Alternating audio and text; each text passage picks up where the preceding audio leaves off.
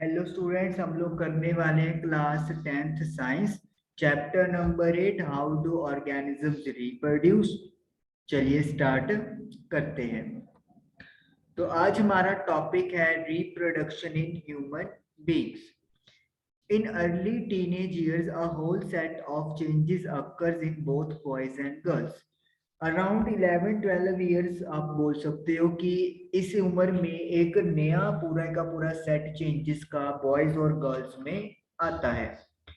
Some of these changes are common to both boys and girls. कुछ changes होते हैं जो बॉयज और गर्ल्स दोनों में आते हैं, मतलब ये चेंजेस दोनों में कॉमन है। First change is thick hair growing in new parts of the body such as armpits and genital area between the thighs. Thick hair की ग्रोथ होनी शुरू हो जाती है, संघने हेयर जिसको आप बोल सकते हैं बॉडी के नए पार्ट्स में, जिसमें आर्मपिट्स आ गए और जेनिटल एरिया जो थाइस के बीच में होता है। Which can also become darker in colour, और ये पार्ट्स कलर में डार्क यानी कि गहरे हो सकते हैं। Thinner hair can also appear on legs and arms as well as on the face. हल्के हल्के हेयर लेग्स, आर्म्स और फेस पे अपीयर होने शुरू हो सकते हैं। The skin frequently becomes oily, skin oily बन जाती है, चिपचिपी जिसको आप बोल देते हैं। And might begin to develop pimples, और हो सकता है कि पिंपल्स होने या निकलने शुरू हो जाएं। Changes occur in girls only, अब ऐसे चेंजेस पड़ेंगे जो सिर्फ गर्ल्स में हो रहे हैं।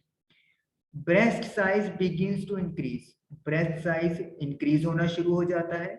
With darkening of the skin of the nipples at the tips of the breast, breast के टिप पे निपल की जो स्किन होती है उसका कलर डार्क यानी कि गहरा होना शुरू हो जाएगा।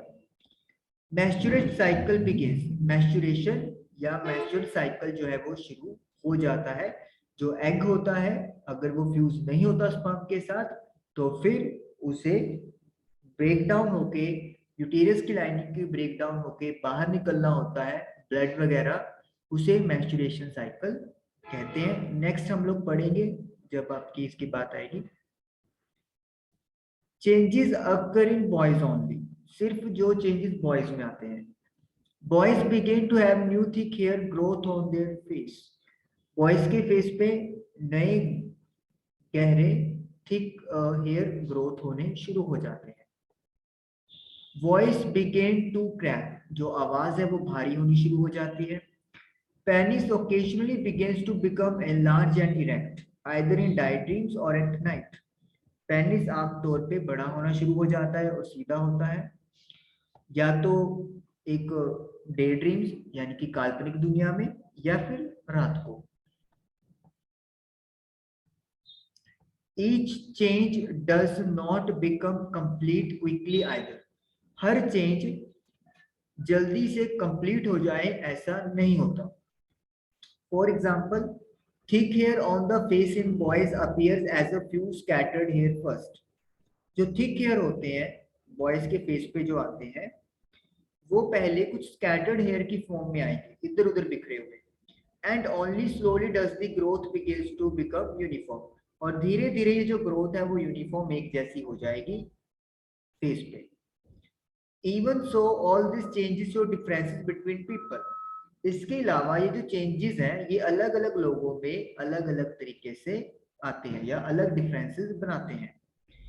We have different patterns of hair growth और size, shape of breast और penis.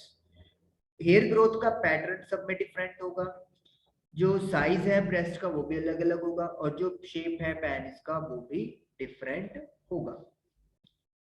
All of these changes are aspects of the sexual maturation of the body, ये सारे चेंजेस क्या शो करते हैं कि जो बॉडी है वो सेक्सुअल मैच्योरिटी की तरफ जा रही है।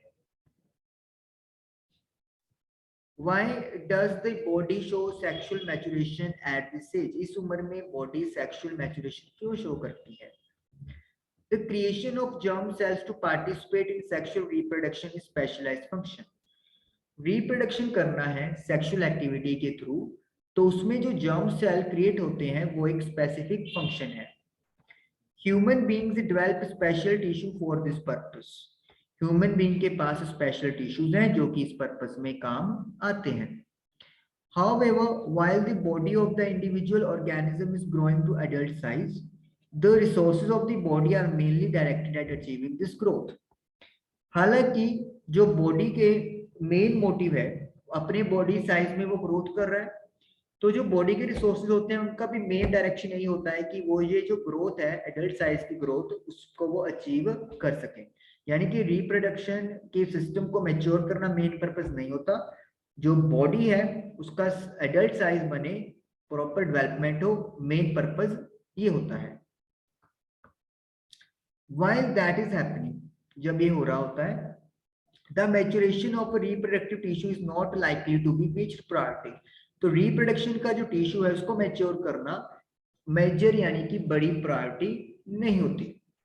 Thus, as the rate of general body growth begins to slow down, reproductive tissues begin to mature. और जब बॉडी का जो जनरल ग्रोथ हो रहा होता है वो होना कम हो जाता है, स्लो डाउन हो जाता है, तो फिर रिप्रोडक्टिव टिश्यू जो है वो मैच्योर होना स्टार्ट हो जाएगा।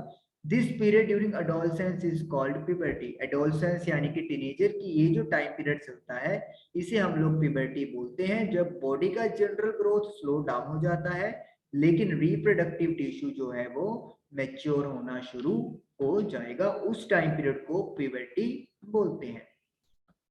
How do all the changes link to the reproductive process. जो चेंजेस हम लोग पढ़ रहे हैं या पढ़े हमने वो रिप्रोडक्शन प्रोसेस से कैसे लिंक है। The sexual mode of reproduction means the germ cells from two individuals have to join together. Sexual mode का मतलब क्या है कि दो इंडिविजुअल्स के germ cells को आपस में मिलना होगा तभी नेक्स्ट जनरेशन पैदा होगी। This can happen by the external release of germ cells from the body of individuals as happens in flowering plants. ऐसा करने के लिए एक तरीका तो ये है कि जो जर्म सेल प्रोड्यूस हो रहे हैं वो बाहर रिलीज हो बॉडी से, जैसे कि फ्लावरिंग प्लांट्स में होता है। और it can happen by two individuals joining their bodies together for internal transfer of germ cells for fusion. और या फिर ये हो सकता है कि जो दो इंडिविजुअल्स हैं वो अपनी बॉडी को ज्वाइन कर ले ताकि उनकी बॉडी एक से दूसरी में ये ट्रांसफर जो है जर्म सेल्स का हो सके, ताकि वो आपस में जर्म सेल्स फ्यूज यानी कि मिल सके। As happens in many animals, जैसा कि काफी सारे एनिमल्स में होता है। The actual transfer of germ cells between two people needs special organs for the sexual act, such as the penis when it is capable of becoming erect. तो जो transfer होना है जर्म सेल्स का दो people के बीच में, उसके लिए स्पेशल ऑर्गन्स चाहिए ताकि वो सेक्सुअल एक्टिविटी परफॉर्म कर सके, जैसे कि पेनिस जो कि सीधा खड़ा होने में कैपेबल होता है। In mammals such as humans, the baby is carried in the mother's body for a long period and will be breastfed later. Mammals जैसे कि ह्यूमन बीइंग हो गया, जो बच्चा होता है वो मदर की बॉडी में रहता है काफी लंबे समय तक और फिर बाद में उसे दूध पिलाया जाता है। The female reproductive organs and breast will need to mature to accommodate these possibilities. तो जो फीमेल का रिप्रोडक्टिव ऑर्गन है और जो ब्रेस्ट है उसे मैच्योर होना होता है ताकि वो इन पॉसिबिलिटीज को अकोमोडेट कर सके। तो इसलिए मतलब जो चेंजेस होते हैं कि पेनिस साइज लार्ज होना, ब्रेस्ट साइज इंक्रीज करना, ये सारे इसीलिए चेंजेस हो रहे हैं क्योंकि सेक्सुअल रिप्रोडक्शन में इन सबका रिक्वायरमेंट होता है। इसीलिए जो चेंजेस आप पढ़ते हैं उन सभी का कहीं ना कहीं रिलेशन है सेक्सुअल रिप्रोडक्शन की रिक्वायरमेंट। तो आज हमारे पास टॉपिक यही था जो हमने चेंजेस पढ़े और आई होप कि आपको चेंजेस क्लियर हुए होंगे। Thank you for watching the video.